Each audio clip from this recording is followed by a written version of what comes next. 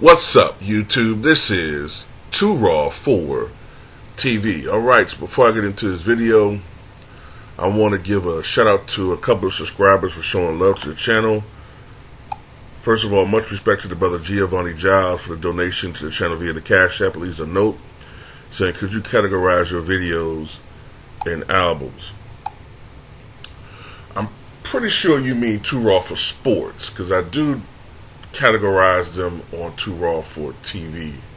Yeah, I could do that. You know, it could be a slow process, but yeah, I could try to categorize my videos, man. No problem with that.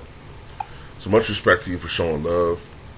I also want to give a shout out to, I'm assuming this is a new subscriber. Shout out to Simeon for the $5 donation via the Cash App. Much respect to you for showing love. And also want to give a shout out to Conservative Vanguard for the $20 donation via the Cash App. Leaves a note saying, "Le swept." Yeah. Oh yeah. I'm gonna have some fun on Too Raw for Sports today. They better not go on my channel today on Too Raw for Sports. They better stay off the internet today. Oh, they better stay off the internet today, because I remember all those days when Russell Westbrook was getting it. All those days when Giannis was getting it.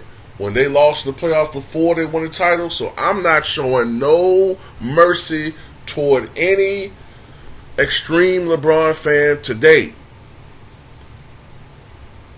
But much respect to you for showing love, man. So I just want to give some love to, speaking of love, some love to the Denver Nuggets, man. Because I'm watching ESPN, I'm watching Fox Sports, and it's all about LeBron and what he's going to do in the Lakers and can he come back. Look, man, I get all of that, but at some point, we got to give some love to the Denver Nuggets. Okay? They swept them. All right? They swept LA. Got to give this team their proper respect. They shocked me because for the most part this season, I've been questioning, this team's authenticity. I really didn't think that they were as good as advertised. I thought they would fold in the playoffs like they always do, but they did not do this time. This isn't the same Denver Nuggets team from 3 years ago in the bubble. So I have to take my hat off to them, man. I was rooting for Jamal Murray to get the Western Conference Finals MVP award, but it went to Jokic. And, I don't have a problem with that.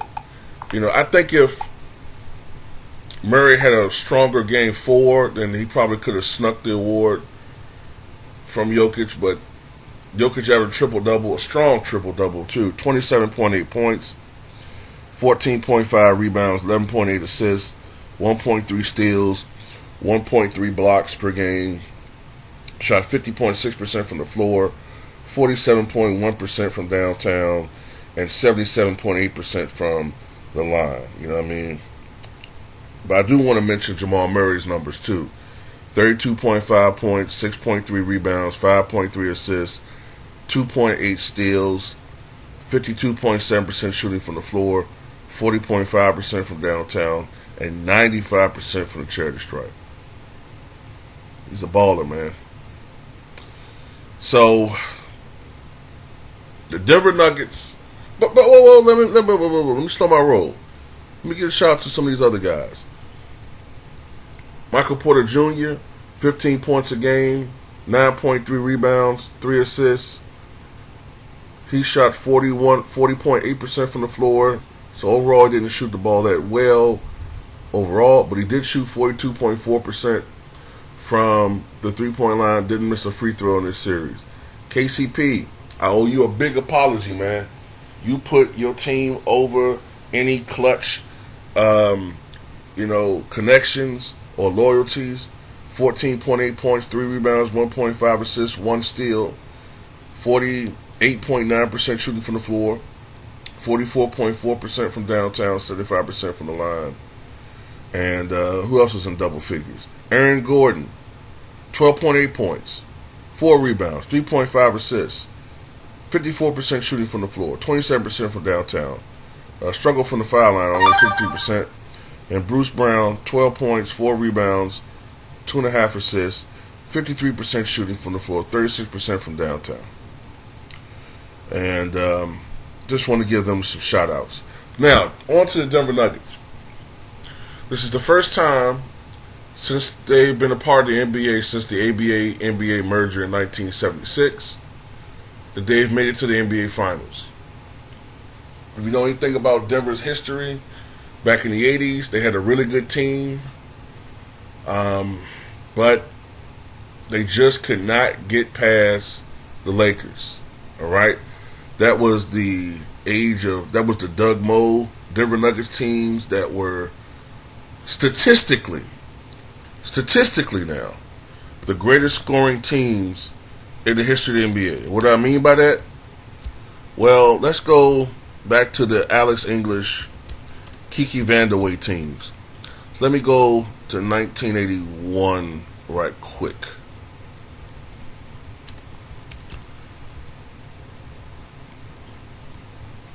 Show you what I'm talking about. The 81-82 Denver Nuggets. Let me see if I go before that. See if I can look at something right quick. All right. 80-81 Denver Nuggets. The coach at the time starting the season was Donnie Walsh. He was fired. Then he was replaced by Doug Moe. All right. That year, the team averaged 122.3 points per game. No, excuse me, 121.8 points per game. The problem was their defense. They gave up more points than they scored, 122.3. But the next season, they went 46-36. They averaged 126.5 points per game. That's the most points ever scored by a team in a season in the history of the NBA. The problem is they gave up 126 points a game. So their defense was terrible, but they were a very fun team to watch. They were led by Alex English that year, 25 points a game. Then Kiki Vandeweghe, 21. You had Dan Issel, 23 points a game. Another guy that was in double figures for them was Billy McKinney, almost 11 points a game. Dave Robish, 12 points a game. And David Thompson, who was just a shell of himself by that point, averaging about 15 points a game, dealing with injuries and also substance abuse issues. But the problem is they just could not get past the LA Lakers. I think the best team that they had was the 84-85 team that went 52-30. And they lost in the Western Conference Finals 4-1 to the Lakers. And that year they averaged 120 points per game and gave up 117.6. So there's a little bit better differential. But still, they just couldn't compete with the Lakers. By that time, Kiki Vandeweghe was gone to Portland. But this team had Alex English averaging almost 28 points a game. Calvin Nat. What y'all know about Calvin Nat? 23 points a game. Fat Lever.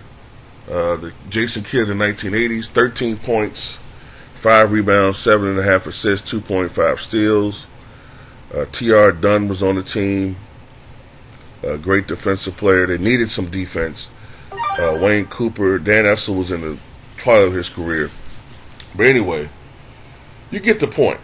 Throughout all these years, man, into the 90s with Mount Mutombo and LaFonso Ellis and Mahmoud Abdul-Rauf, and into the 2000s with Carmelo Anthony, it's been more of the same. They had some good teams, but they just couldn't compete with the best teams of those eras, the Malones and the Stocktons and the Barkleys and the Olajuwons and the Shaq and Kobe's and then the Kobe's and Gasol. They just couldn't compete with those teams.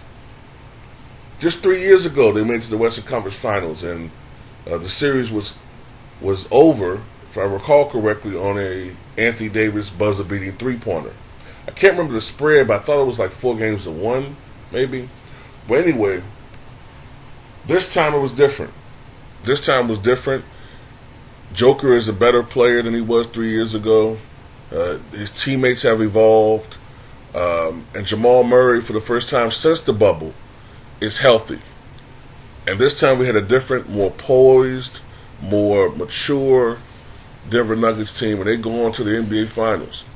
And let me add this too. If they're able to defeat their opponent, who most likely will be the Miami Heat, they'll become just the second ABA team to win an NBA championship. The only other one, of course, are the San Antonio Spurs. And I want to say this too. If now that I think about it, they are now the final former ABA team to make it to an NBA Finals, because the Spurs have been to a Finals, the Pacers went to the Finals back in 2000, the Nets went to the Finals 2 years in a row, 2002, 2003.